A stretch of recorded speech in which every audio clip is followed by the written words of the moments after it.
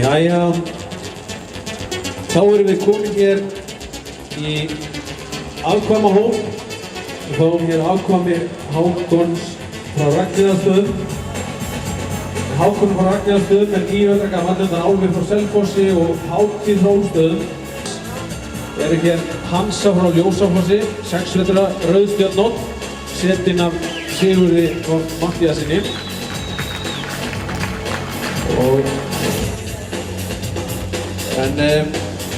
Fyrsta hryssan Hansa frá Ljósafossi hefur hlotið fyrir sköpula 8,04 og fyrir hæfileika 8,28 og í aðalengun 8,18. En það er hún Henna Síren sem hefur séð þjálfurinn á þessari hryssu í vetur.